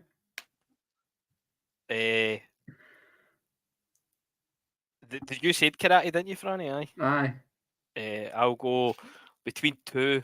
It's either taekwondo or judo. I'll go taekwondo. Nope, it's something called wushu. Right. Never heard Wushu. of it. So it's still 9-3. We'll do it up to 15. I'm having fun. I'm liking this. These are all getting into it. We'll do it up to 15. 9-3. Question 19. By the way, this kind of content will get us that award. We're there. We'll be in the Tottenham Hotspur Stadium lifting awards left, right. It's fucking bollocks, right? Just like to say thank you and a wee quiz. How many home runs did Tom Brady hit? Right, you ready? Right. How many players? And by the way, I'm extending this to give you a chance, Franny. So, how many players are on each side of the net in the beach volleyball? 3. No, Franny. Ah, no. Oh, it's 4. 2. No, it's not. Oh my! Right. Oh my god! I meant 4 in total. Oh my god! That's so bad. I actually meant 4 in total. I said 4, not meaning that it's 4 in total. Oh, you got it wrong. I've gave the right answer, but wrong. Does that make sense? We've moved on from it anyway. James doesn't get it. Don't worry. Was it 9-3? Yeah. Right. Question 20. Up to 15. It's 9-3. So James can run away with it here. Which athlete won the Tour de France every year from 1999 to 2005? Oh, was it Lance Armstrong? Boom. 9-4. I feel like James just kept quiet in that. He knew that, but he just kept quiet. I like that sport. Question 21. Who is the youngest golfer to ever win the US Junior Amateur title? Tiger Woods. Boom. 9-5. Yeah. Question 22. Ping pong is an alternative name for which sport? Table tennis. Boom. 10-5. Franny, you're shutting it. That's mental. Question 23. In which sport? Did you not destroy me before the quiz? I feel like you set a quiz up, didn't you? And you, yeah. Fuck off, I you did take a cheeky quiz one bastard. day, like with some random questions because I couldn't do. So like, these are easy. These quizzes. Right, question 23. 10-5 to James. No surprise there. In which sport can you win the Davis Cup? Golf. Oh, No. Oh, right, wait there. It's open. It's open, Franny. Franny. I'm between two. Is it snooker or pool? What do we call it? Pool. I'll take a guess after Franny. Oh, you want okay. Tell me I'm wrong with it. Tell me the Davis Cup. I fucking can think it. I mean, I'm clearly wrong with pool or snooker. It's snooker or pool. Is it fucking judo actually? Darts. It's darts. Oh, is it no tennis? Paul McGuire, you're mad. Is it not tennis? Celtic Football Club. Snooker or 10-6. 10-6. Your man got it. Paul McGuire and Ron Boy. Strange enough, the doctor went for water polo. I don't know what's going on there. But question 24 is 10-6 to James. How old are the horses that run in the Kentucky Derby, as the Americans call it? 6. 1. No. What? 1, I said. No, it's not 1. That is 3 years old, but mental. Right. 25. Question 25.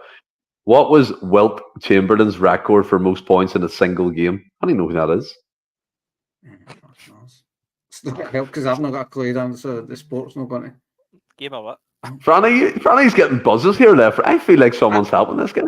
It's our group chat with like Ross. We put like a group coupon on, and Ross joked because he's been busy the night and said Bon Egg Rose, and fucking Pizza the Addicts put Bon Egg Rose on our coupon. Right. We've ordinated a fiver and he's put Bonnet. He's already put the coupon on and put Bon Egg Rose in it. Oh, Bonnie Rig. Oh, right, okay. Rose. Right, so how many points we're talking about here? Let's go. 145. Oh, no. But, James, you're close. Franny? 140. No, it's 100. But it's, it was close enough.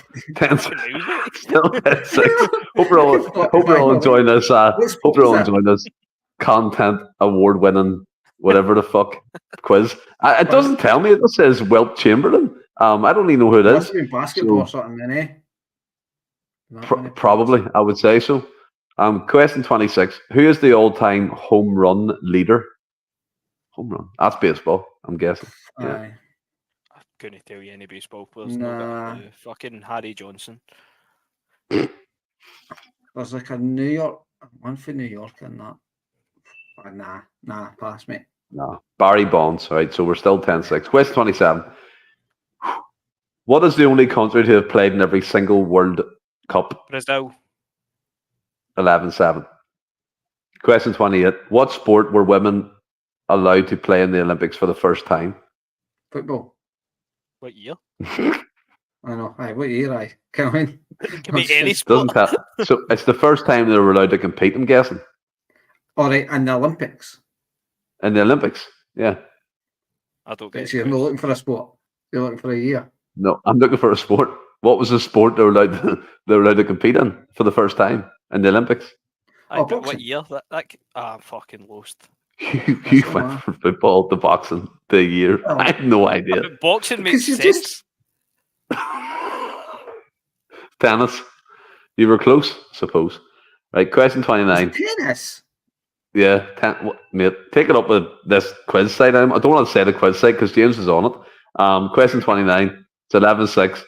What six-letter word names both a seed company and an exercise that combines a squat, a push-up, and a jump in the air? Burpees. Burpee. Burpee, that's correct. That's 12-6. The fuck's a seed company? Burpee. Question. Whoever runs that company, fuck. Question 30. Celebrated for its ability to improve athletic capacity and glucose metabolism, HIIT is typically a cardiovascular exercise strategy, alternative periods of intensive exercise with actually the shortest. What does HIIT stand for? What does what? High intensity training. Yes, Franny. 12-7. I should have shortened that down. So I read that whole fucking thing. I probably shouldn't have read that question, I'll be honest, mate. No. Question 31. And what are we on? 12-7?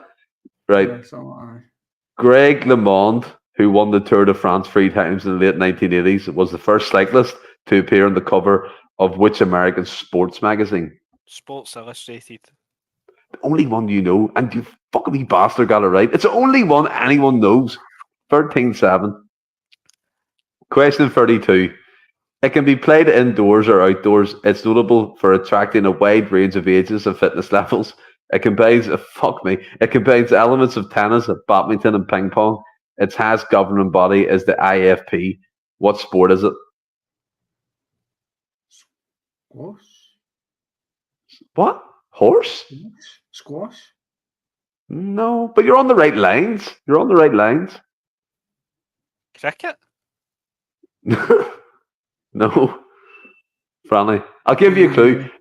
Part of the answer is you can actually eat this you can eat it in a jar.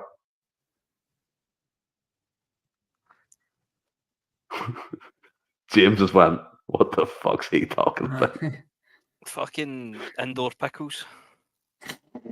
See the weird thing is, pickles is all I have got in my head right now. So I think you can eat a jar in it. Fucking red I can eat cabbage. jam. Jam. Franny, There we go. he just gave you the first word of the answer, and you haven't even clicked on. Pickleball, bastard!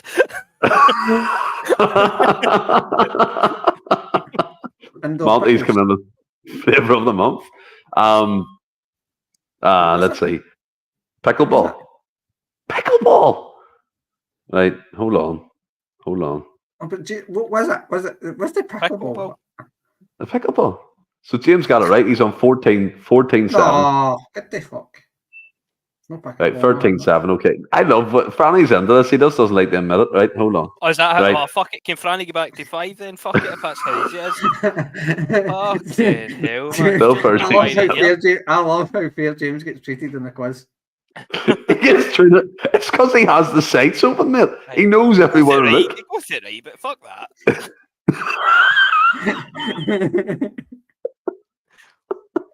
Right, hold on.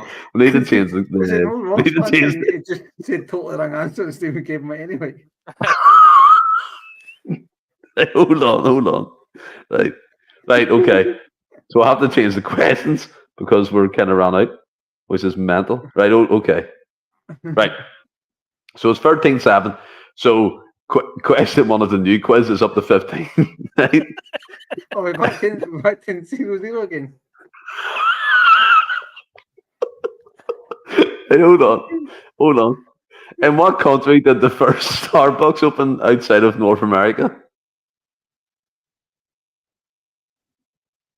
England? I fucking hate you, Stephen, man.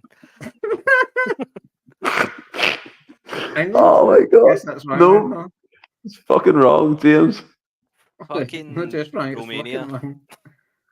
No, Japan. They've appeared 3 times in the quiz. Only fucking one person's got it right. Right, question 2 is still 13-7. Sorry in the comments. These two are just thick as chips. Right. 13-7, but James has got about 24 right, so. Ron Boy got it right. Good man, Ron Boy. Like it. Right. What does CODA stand for? Coda. That was a music show, was it not? No. What are you talking about? Coda, what? CODA. This isn't even a fucking sports quiz anyway, is I it? know. It's Actually,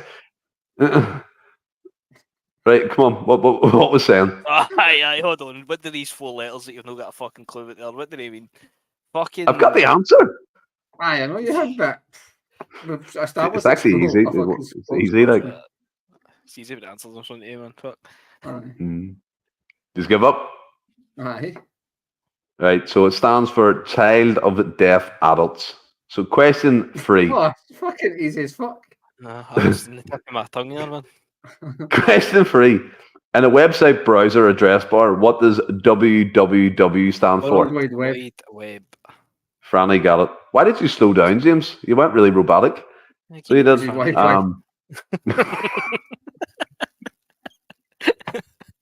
Was it 13-8? Yeah. Right, hold on. Right. Make it 13 each, why not?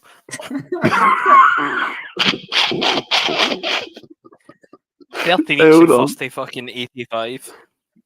Right. By the way, in the comments, I hope you are enjoying this. It's good crack. We're all having fun. Right. Where were the Declaration of Independence, the Constitution, and the Bill of Rights stored during the World War II? Washington? No, James. Franny, come on, mate. I expect more from you here. Sorry, mate. In a fucking safe. Fort Knox. Yep. Right. Question 5 of the new quiz. Might be moving on to another one soon. What is the tiny piece at the end of a shoelace called? The end. What? Wow. What are the answers there? Someone in the comments is going to get it, and they're going to embarrass you because they know it. That's fine. Google that. Bet you they don't. The wee plastic bit. No, it's called an aglet. Is it the wee metal It's an bit? aglet. It's an aglet. Right. Right. Question 6 of the new quiz. Still 13-8, unfortunately. Which company's slogan is "You're in good hands"? Fucking gloves. No fucking P Diddy's anyway. Oh my fucking Jesus Christ! You ain't been to a P Diddy party. You're in good hands. Yeah. I'm just going to go around. Is it Durex?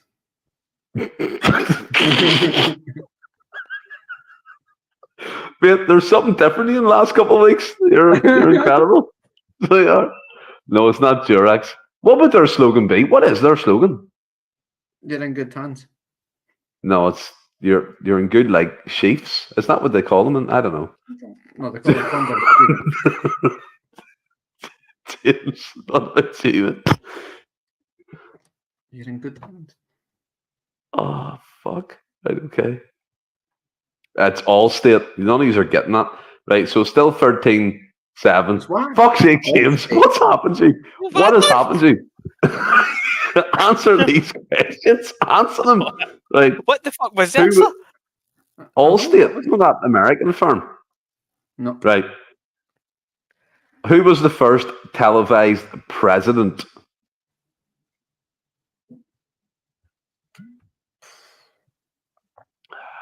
There's a flower in his name.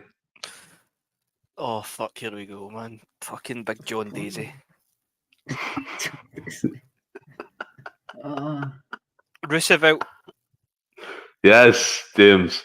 14-7. Took you a while, but you got there. Question 8 of the new quiz. Rose, Franny, Rose. That's what trying. Second flower. Pocahontas was baptized and given what English name? Chantel. No, that's just stripping. No. Hey, Oh, you Franny. Franny. Tell you. For fuck's sake, Franny, it's a joke. Don't be doing That's who he was that. talking about.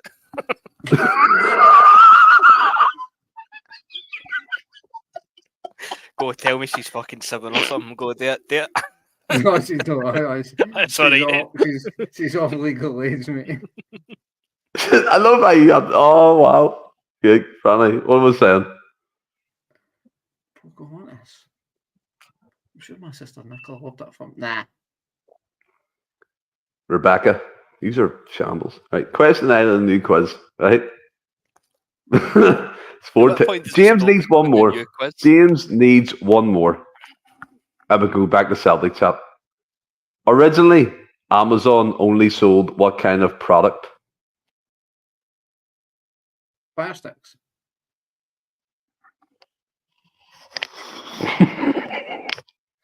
Sounded so. I'm so confident. My with that answer. Wi-Fi went and I never caught a word to that. Fire stick. He said fire stick. I didn't hear the question either. Oh. Originally, Amazon only sold one product. Streaming systems. What?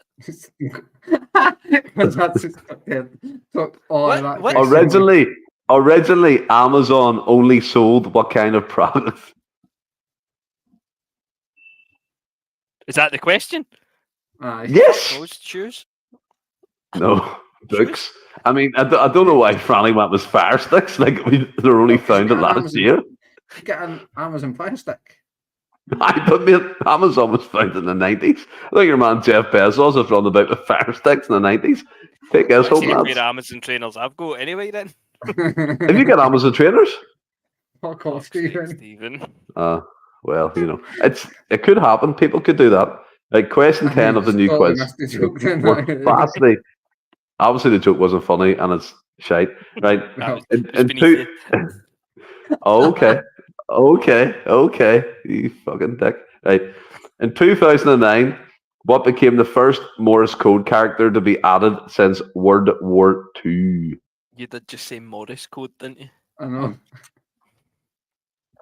Right. What is? No, it's no. So is it? It's Morse code. Aye, no Morris, That's but I know he said Morris code. There we said. Right. What's the symbol? Fucking What dot symbol? dash. Fuck. Oh fuck! I give you basically the answer. What's the symbol that's been added to the fucking code? Fucking Batman symbol. Monty said Jeff Cream. That's mental. I have no idea what's happening. Nah. Done. The at symbol. At. Right. Final question, because Waddies are getting this. Who painted the Mona Lisa? When I takes it. Well, Who painted the Mona it's Lisa? not a final question then, is it? Ross? Right. Who painted the Mona Lisa?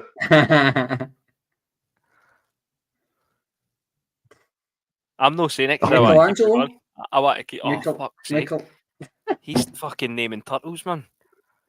He's that really fucked up. him? There's something wrong with this guy. I thought he was a painter. Michelangelo. Right. James, what are you saying? Don't know. I'll need to pass on that one, I think.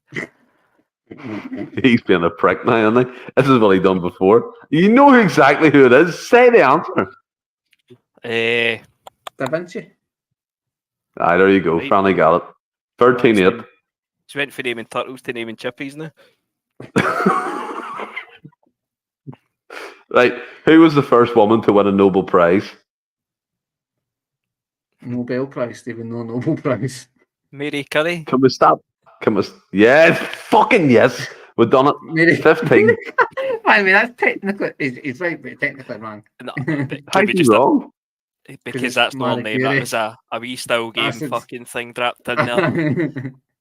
But you won, so well done. 15-3. Or 15-8. 15-3. That would have been a real score if I didn't give Franny all them points. But damn, there we go. Your man says...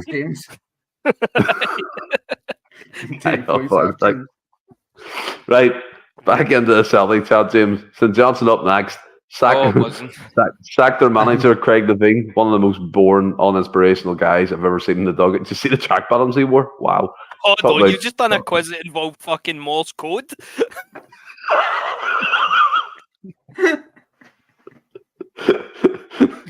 Aye, but yeah, how you feel about? Do you think they'll get a lift without Craig Levine in the dugout? Because he must have been a fucking shambles to work under. That's not being disrespectful. The guy just looks. Whatever. How do you feel? To be fair, everybody says he's actually all right. Like, I know it's all kind of second-hand stuff, but on podcasts and all that, everybody seems to say he's brand new. See the St Johnstone thing. St Johnstone, kind of bog standard bottom six, and as long as they're not getting relegated, like it was for Livingston for a while, as long as they're not getting relegated, it's probably a successful season for them. Albeit they've sailed close to the breeze a few times, but I was actually a wee bit surprised to see him getting sacked. I mean, when you consider who really is probably going to replace him, I heard Tommy Wright getting mentioned. I know you were mentioned was it the Arn manager earlier? I know, but Lynch, in terms of him getting a lift, I don't even know if they've got the players. I know the two boys up front are getting spoken about, but I don't really know they've got the players to get that much of a lift, if you know what I mean. I thought St Johnstone had done pretty much as you'd expect him to do this season, so no, really, to be honest. It's pretty kind of by the by, and I was a wee bit surprised to see him get the sack. Yeah, and maybe it's a change of direction with the new ownership. I know Adam Webb has come in. He's the majority shareholder now. Unfortunately, he's been diagnosed with cancer stuff, so obviously we wish him a speedy recovery. Obviously St Johnstone or stuff is not nice to hear, but finally Craig Levine got sacked. And like James said, maybe it was unexpected, but I just don't see much in Craig Levine that would I don't know, really spike St Johnstone on the new levels and new heights. And maybe Adam Webb was looking for someone to come in like an Aberdeen type manager to give them a fresh injection, the kind of fresh enthusiasm, new style of play. As James rightly said, the two strikers, Sidibe and the other names escaping me, but they're Kipioka. Yeah, they're very good profiles, tall, quick, physical. And Sidibe was like Swansea City and all in the summer too, so there's something about him. So maybe he's looking for something in regards to that to get the best out of these players. But you expecting maybe an uplift or I don't know from this happening? Maybe a new lease of life for the players, all known for Celtic to go into. I just remember that old cliche. It's a bit of free hit, and obviously they've not, to my knowledge, I've not really brought in anybody as interim manager. They're also not going to get the new manager bounce, if you like. But now I'm a similar train of thought is James there. It's St Johnstone are just a bit of boring club. They're like Livingston away, where it was just just get through the season without really doing, and obviously they won the 2 trophies a few years back, but in the main, didn't really do much, and they didn't really contribute much in the league, if you like. But I was a wee bit surprised to see Craig Levein get the sack, but maybe like you said, Stephen, it's the new owner coming in. He'll obviously have his ideas of what he wants to do, and obviously they've had a couple of results that obviously didn't go favourable for him. It's maybe just an easy one just to say, well, he's obviously probably want to come in, get his own sort of guys in, if you like. Obviously, St Johnstone had an owner that was well thought of within the fan base, and that was well respected. So maybe he's not want to instantly come in and rock the boat, but he's just used a couple of poor results to go, well, no, it's my toy now. I'll do what I want to do, essentially. So I don't expect really anything now, and especially when we're sitting raving about how well Celtic are playing, I would imagine that to continue tomorrow. Yeah, and so would I, to be fair. And as I said, like, you know, I'm all for like Scotty's teams trying to think outside the box, and I hope St Johnstone do that and not go down with a status quo. Alex Neil linked with the job as well. Was that the Hearts? I seen Alex Neil's name linked, but I don't know. But he's linked with Hearts. I think he's Hearts as well. Yeah, I think that would be a good move for Alex Neil. He's done well Preston and things like that. So obviously he's a decent manager, a decent pedigree. It does hate Scotty Stubbs, who does hire former players after 2-game fucking winning run. It's like, fuck off, because that's going to end a disaster. Look at Naismith and Hart. Is it McGlynn, the Falkirk manager? I think he would be alright at one of the 2 clubs. No. Why would you leave Falkirk to go to St Johnstone? It doesn't make sense. I think you go to Hearts, like. Oh, I thought about Hearts. He was a Hearts manager before. He was Hearts manager. Right. You can't go from have a laugh. That's so true, Cesar. We're trying to bring it back. I'll do anyone want a quiz again? Put it in the comments. We'll do it one more before we wrap up. Only one, and it's a short one. If you want one, tell me before we head. But I think no. I think in terms of the devil, yeah, just in it to get this fucking award. You. I want the award, man. I mean, I want the award. I'm only joking, but yeah, you kind of look at it. The 2 clubs, Hearts and St Johnstone. For me, John McGlynn, like James said, he's fuck off. He's been there before. I don't think he'll go back there. I think he's okay at I think he's okay where he is. Scott Brown rejected St Johnstone. Kieran Lynch seems to be odds-on favourite, the our manager at the moment. He's done a good job, so we'll see what happens on that front. But James, what would be your lineup prediction? With Europe in mind, what would be your lineup prediction going into tomorrow's game? Joe Hart, fuck. Kasper Schmeichel, Johnson, Scales, Trusty, Taylor. I'd go Engels, McGregor, Bernardo, Kuhn, Kyogo, and Sam, actually, they'd probably maybe be tempted to rest Maeda, because I feel as if he's the one that's probably kind of vital for us. So I'd be tempted to rest Maeda and go Forest, to be honest. And what would your score prediction? I'll go 6-0. I think we'll hammer them. Very confident, I like it. And Franny, what about yourself? Kasper Schmeichel, I would go Ralston just to give Johnson just that wee extra bit of time to recover for we knock, and then obviously Trusty Scales at 2 centre halves. I know I said Naroki at the start of the show, but I can't see it happening, like not a chance. And then obviously Greg Taylor coming in. Maybe controversially, I would go McGregor, McGowan, and Bernardo in the middle of the park, but it maybe just isn't enough creativity in there. So I don't know if McGowan will get that start. But that's the 3 I would go. Or just to kind of keep Engels for the Dortmund game, and then it's just who you play at that. But up front, I'm probably going Kuhn as well, just to gears that. I think Maeda will play, and I'm going to say Kyogo simply because I would start Ida against Dortmund, I think. Or I don't. Yeah. I think well, I might go. I fuck knows. Kyogo. I said Kyogo. Kyogo up top then, yeah? Mm-hmm. But And what would be also, your I think score he might play prediction? him in Champions League. 2-0. 2-0. No, I get that 100%. I think for me, I would probably similar. I would go Casper Schmeichel, AJ, Trusty, Scales, Taylor, McGregor, Engels, Atate, Kuhn, Ida, and Forrest would be my team tomorrow. Any gripes about the kickoff times? No, I think the kickoff times a bit fucking strange, isn't it? It's not 5:45. that Premier as well, innit? It's no It's Sky. because of them. Mm-hmm. Yeah, but yeah, no one seems to be taking up on the quiz. So that's fine. That's 100%. We've done a long one there. But anything you want to add, boys, before we're getting to finish up? No. I think Franny's raising that he lost the quiz after me giving him about 90 points. But sure. Anyway, as I said, we are running on a restricted schedule. People are unavailable for different things, but we'll try and be back for Monday. We'll try and have 2 podcasts next week. Have you enjoyed this one, lads? It's been good to be back on the Friday, mate. I've enjoyed it. Yeah. And James, what about yourself, buddy? Aye, same as Franny. First for me probably in a month or so. I'm not counting last week, so I good to get back on. I think last week you only appeared for like 5 minutes and then you did after your Wi-Fi. Madness. Aye. You know what I mean? But look, again, as I said, we are nominated for the Football Content Awards, Best Football Podcast. If you want to vote for us, go ahead. International.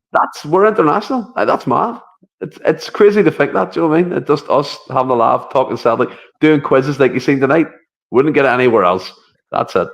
Just vote for us. We'll probably come 17th, but good laugh being there, and we've thoroughly enjoyed anyone. Sorry, if Stephen's counting, we'll fucking win it.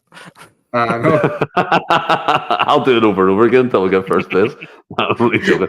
But to everyone who supports us, who shares us, who likes and subscribes, and hopefully you people do that as well, we fully appreciate that. And thanks for the nomination for the award. We fully do appreciate that as well. But until Monday next week, stay well and keep safe. Hail, hail.